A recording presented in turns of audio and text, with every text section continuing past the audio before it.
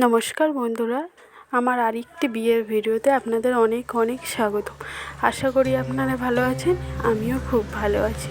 এটা আমার ফার্স্ট কোনো ভিডিওতে ভয়েস দেওয়া।